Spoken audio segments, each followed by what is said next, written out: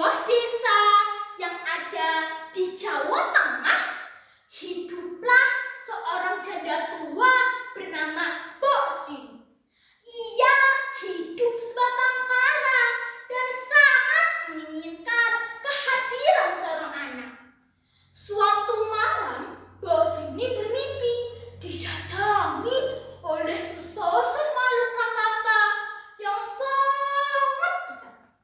Makhluk itu menyuruh Mbok Sri ini untuk pergi ke hutan. Saat terbangun, Mbok Sri ini bergegas menuju ke hutan, tempat yang ditunjukkan oleh raksasa itu. Betapa terkejutnya setibanya di hutan, ia menemukan sebuah bungkusan yang berisi sebutir biji timun. Tanpa ia sadari, sesosok makhluk raksasa muncul di hadapan Mbok Sri. Mbok Sri ini pun sangat ketakutan. "Aku tuan raksasa, jangan makan aku. Aku masih ingin hidup."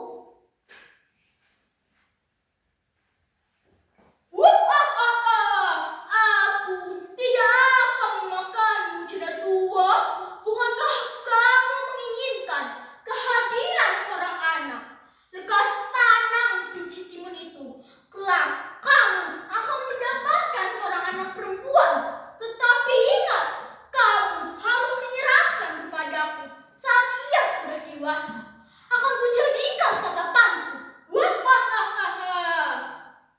Mbok Sri ini pun setuju. Ia pulang dan menanam biji timun itu di ladangnya. 2 minggu kemudian, timun itu tumbuh dengan baik. Tetapi timun itu berbeda dengan timun-timun lainnya. Timun itu berwarna emas dan berukuran sangat besar. Saat sudah matang, Mbok Sri ini memetiknya. Dan saat membelahnya, ia menemukan seorang bayi perempuan. Dan ia menimbang bayi itu. "Tak lelo, lelo, lelo, ledong. Jemana anakku sing ayu." Ia merawat dan mendidik timun emas dengan penuh kasih sayang. Hal-hal yang dijanjikan pun tiba. Raksasa datang untuk menjemput timun emas. Mbok Sri ini pun menceritakan semuanya kepada timun emas. Mendengar cerita itu, timun emas tersontak kaget. "Timun tidak mau bersama raksasa itu, Ibu. Timun sayang sama Ibu." Mbok Sri ini pun mencari cara agar anaknya bisa selamat dari raksasa itu. Ia pun menyuruh timun emas untuk berpura-pura sakit. Dengan seperti itu, tentu raksasa tidak akan jadi memakan timun emas. Raksasa itu pun datang.